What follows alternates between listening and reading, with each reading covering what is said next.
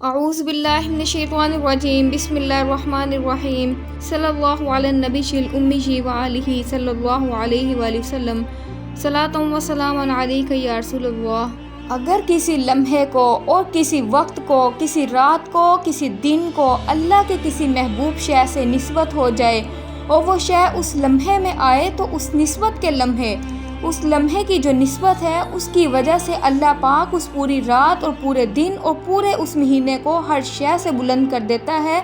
اہل ایمان کے لیے سمجھنے کی بات یہ ہے کہ یہ قرآن پاک ہمیں بھیجا، کہ ہمیں قرآن پاک بھیجا، جس رات قرآن پاک آیا وہ رات 100 سال سے افضل ہو گئی، 1000 مہینوں سے افضل ہو گئی۔ اور پھر قرآن پاک آیا کس کے لیے؟ کس کے لیے آیا؟ اگر آقا علیہ الصلوۃ والسلام مبعوث نہ ہوتے تو قرآن آتا، آقا علیہ الصلوۃ والسلام زمین پر تشریف نہ لاتے تو رمضان آتا، آقا علیہ الصلوۃ والسلام نہ آتے تو لیلۃ القدر آتی، آقا علیہ الصلوۃ والسلام نہ آتے تو امت محمدی ہوتی۔ پتہ نہیں کیا ہوتے، ہم کیا کر رہے ہوتے۔ ہم پہ تو سب کچھ ہمارا مسلمان ہونا اور شہر مکہ میں گھر کا کعبہ بن جانا اور وہاں حج ہونا اور زکوٰۃ کا فرض بن جانا اور نماز کا عبادت کا فرض ہو جانا اور مسلمان ہو کر مہینوں میں رمضان کا مل جانا اور رمضان میں لیلۃ القدر کا مل جانا اور پڑھنے عمل کرنے کے لیے قرآن پاک کا مل جانا۔ یہ ساری نعمتیں جمع کر لیں، یہ سب نعمتیں ہمیں ملی فقط نعمت آمد مصطفیٰ کے صدقے، نعمت آمد مصطفیٰ صلی اللہ علیہ وآلہ وسلم کے صدقے سے۔ سب کچھ حضور پاک صلی اللہ علیہ وسلم کے توسل سے ملا، سب کچھ حضور پاک صلی اللہ علیہ وسلم کے تصدق سے ملا، سب کچھ آپ صلی اللہ علیہ وسلم کے توسق سے ملا۔ تو سب نعمتیں جس نعمت کے ذریعے سے ملی تو اندازہ کر لیں وہ رات اور وہ مہینہ جس میں وہ صاحب قرآن زمین پر آیا، کہ جس کے آنے سے پھر قرآن پاک بھی اترتا گیا اور رمضان بھی آتا گیا اور اسلام بھی آتا گیا۔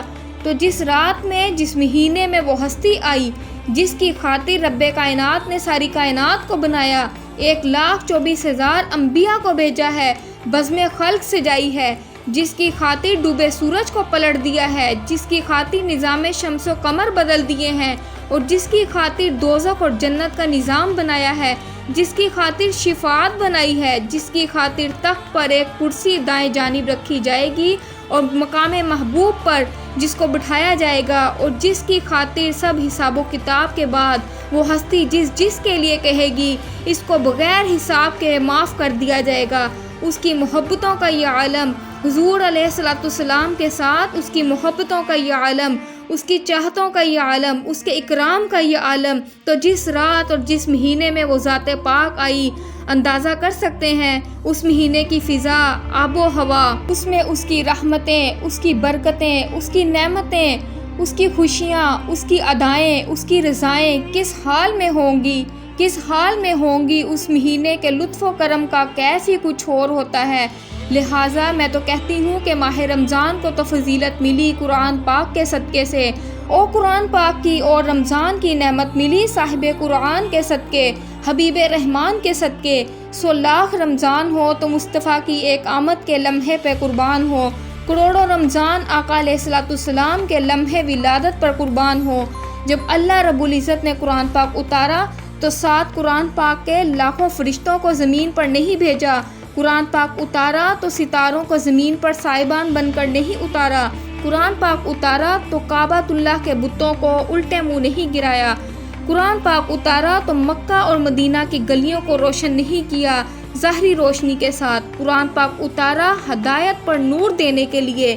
مگر جب آقا علیہ الصلوۃ والسلام حضرت آمنہ رضی اللہ تعالی عنہا کی گود میں اترے، انہوں نے سر اٹھا کے دیکھا تو آسمان کے سب ستارے ان کی چھت کے قریب آ چکے تھے، حوریں ادھر آ گئی تھیں سراحیاں لے کر، حضرت آمنہ اور حضرت عبداللہ کے گھر جنت کا مشروب لے کر پلانے کے لیے پھر رہی تھیں جیسے دائیاں۔ تو آقا کی ولادت پر جنت کی حوریں دائیاں بن کر آئیں، مشروب لے کر پھر رہی ہیں، ستارے نیچے آ گئے، شیطان بھاگ گئے اور اوندے منہ رو رہے ہیں، اور کچھ مکہ کے قریش کعبۃ اللہ کا طواف کر رہے تھے۔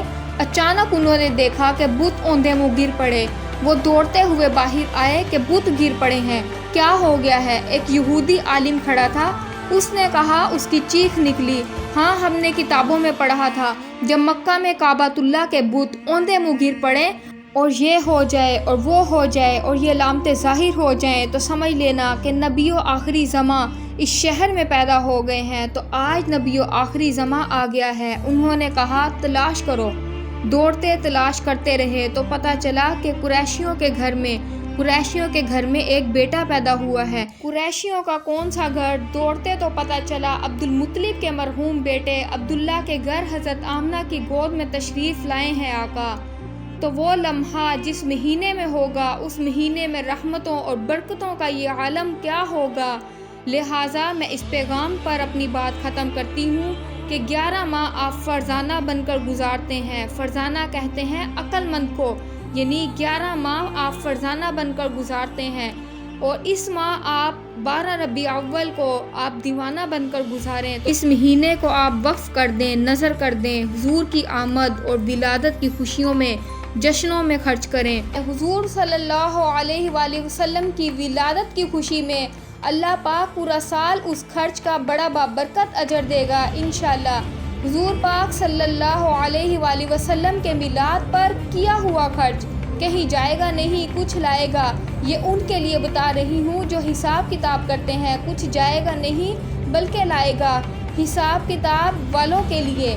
اور جو اللہ اور اللہ کے رسول صلی اللہ علیہ وآلہ وسلم کے ساتھ بلا حساب چلتے ہیں، پھر وہ حساب نہ کریں اور دیکھیں پھر کس طرح رحمتیں اور برکتیں آتی ہیں اور اللہ پاک برکتیں عطا فرمائے گا۔ اس لیے ولادت مبارکہ مہینہ جشن کے طور پر منایا جائے۔